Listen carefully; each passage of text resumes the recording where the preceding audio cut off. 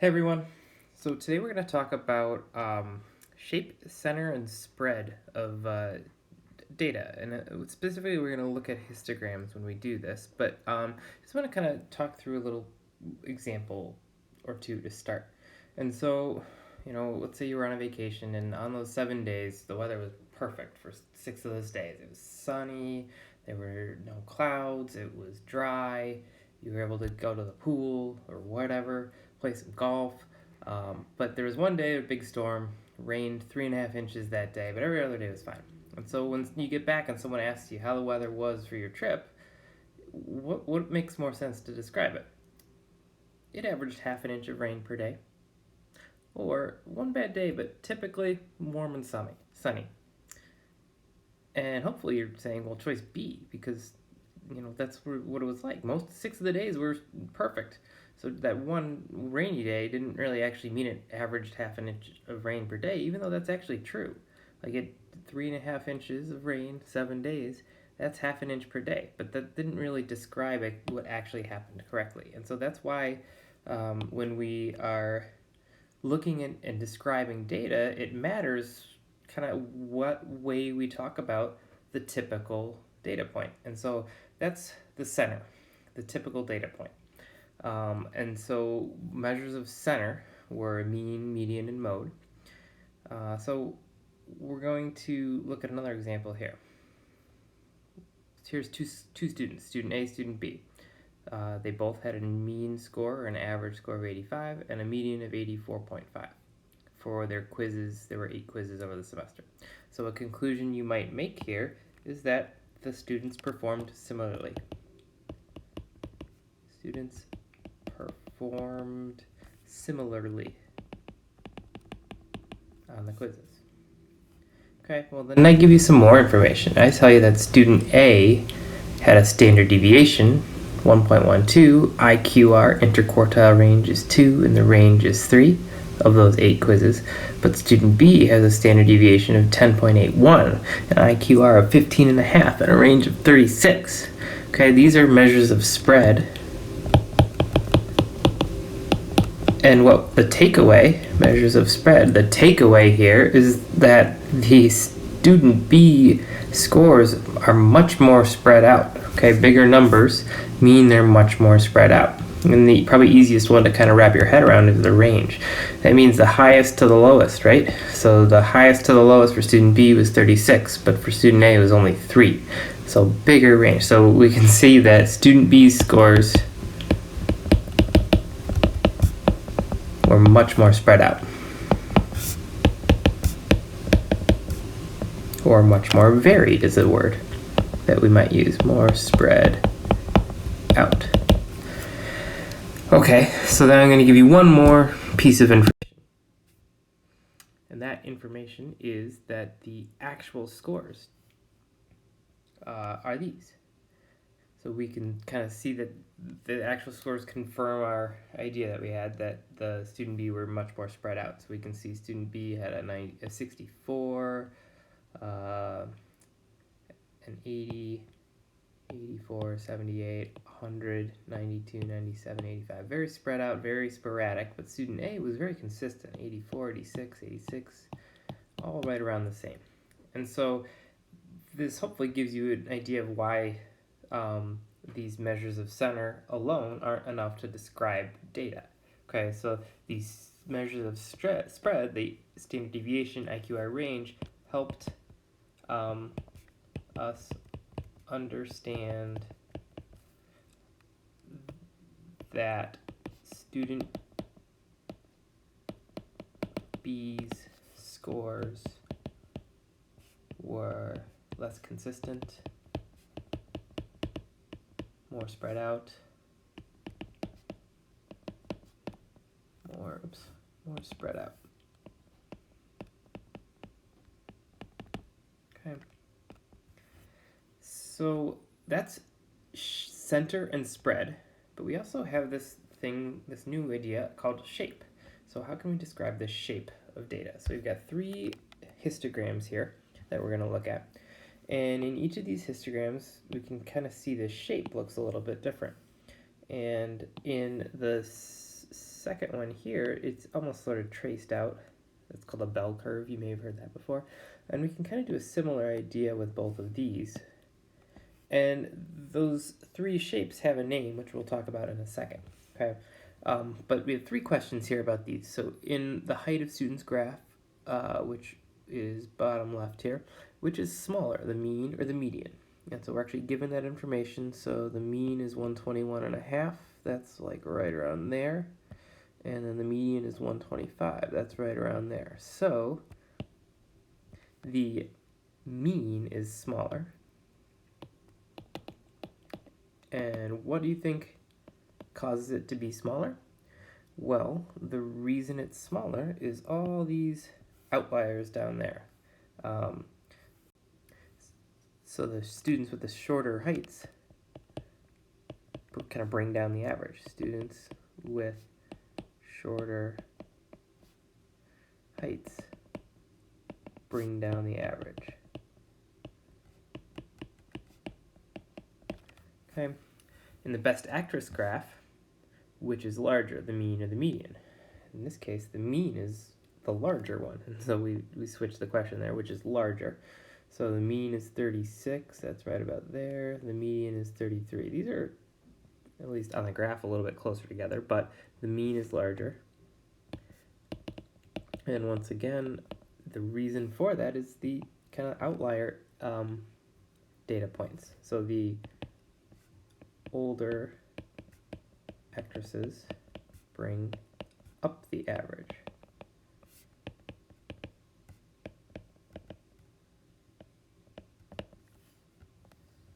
Okay, so why do you think the mean and the median are pretty close together in the untitled graph here? And it's because the data is pretty evenly spread out.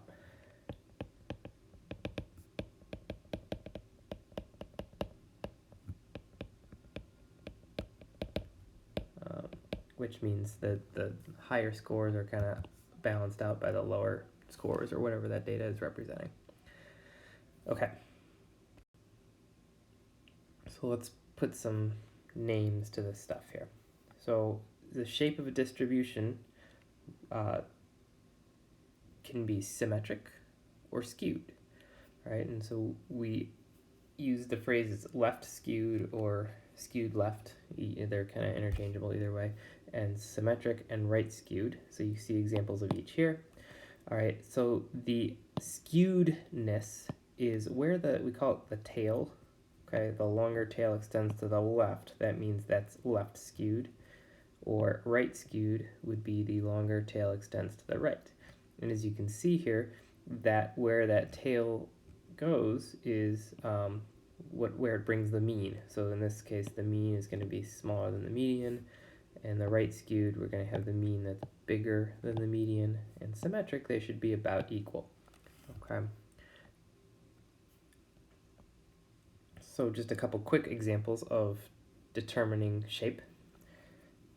We look at this first graph for shots in an NHL season, and you can kind of see the tail is off to the right here, right? There's higher data values, higher frequency bars on the left, and they tail off and kind of go out to the right.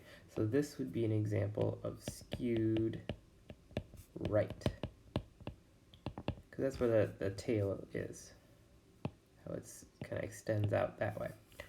Here, this one is time on ice. That's pretty symmetric. So often we would say approximately symmetric, because it's never perfectly symmetric. Approximately symmetric. In example 2, this one looks pretty skewed left. So you can see all these data points hanging out over there. So this would be skewed left, because that's the direction the tail is in. Skewed left. And this last graph, kind of an interesting one. It's at first glance to me, I kind of jump towards, looks pretty symmetric, right? But you could also make an argument that it kind of has a little bit of a tail on the left side. So I think, there is a little bit of subjectivity to this, yeah, right? So like you just have to kind of make your best approximation, and like for this one, you could say fairly symmetric, or you might say slightly skewed left, and both of those would be acceptable answers.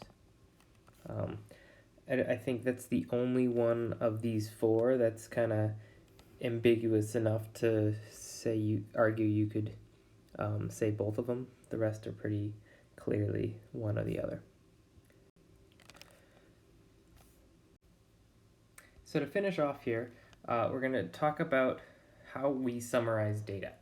All right, so if we have a histogram, we're trying to describe the data, just going back to that original example, like how do we decide that we should say that the typical day was sunny on our vacation rather than saying the average day had half an inch of rain, okay? And so we have this little flow chart, and I'll let you guys read through this. Maybe you want to pause it or look at your worksheet for a second. But basically, we decide, is it symmetric or not? If it's symmetric, what that means is there's not really any outliers. Okay, so the mean isn't affected by a bunch of really low scores or really high scores. And so the mean does a good job of describing the typical data point. And because standard deviation is based on the mean, okay, we would use mean to describe the center and standard deviation to describe the spread. Okay, and that's what here. When the data is symmetric, use mean and standard deviation to describe the typical data point and the typical distance from the mean. That's kind of a easy way to think about standard deviation. It's a little more complicated than that, but the typical distance from the mean. So how spread out the data is. But if the data is not symmetric, if it is skewed, what that means is we've got some outliers that are bringing the average down or bringing the average up to a point where the average isn't a good description. The outlier in our original example was the 3.5 inches of rain on one day. That brought the average rain total to half an inch a day. It's not a good description of our typical day, which is why if the data is skewed, if there are outliers, we use the median, the typical, the middle data value of data to describe the center. Okay, the median, and then IQR to describe the spread, because IQR gives you the middle 50%. It's less impacted by outliers. So really all you have to remember is symmetric, mean, standard deviation, skewed, median, IQR. So two quick final problems here. Example 3. Describe the distribution of points scored per game shown in the histogram. Complete the description, including shape, center, and spread. So it's really fill in the blank here. So we've got the distribution of subject. Well, what are we doing? Distribution of points. The subject of this histogram or this data is points. And then we would talk about its shape, skewed or symmetric. This one is skewed to the right, because that's where the tail is. Skewed right. And based on my flowchart above, if it's skewed, I'm going to use median and IQR. So I'm going to describe this with a center, that's the median, so with a median of 26, it's given to me, points, and a spread, well, for median, if I use median, I use IQR, and I have to actually calculate that. That's Q3 minus Q1, which is 34.5 minus 17, which is 17.5 points. All right, so that's my description. Median of 26 points, IQR of 17.5 points. For this problem, example 4, we've got heights in a class. This one's pretty symmetric, right? Other than this one extra little student there, it's pretty symmetric. So I would say this distribution of heights is symmetric. Symmetric with a center. Well, if the data is symmetric, I can use the mean as the center with a mean of 68 inches. And that's coming from, they just gave it to me. And a spread, which is going to be standard deviation, STDEV is the way you can abbreviate it. standard deviation of 4.1 inches. Okay, it's always the same unit as the mean, as the data.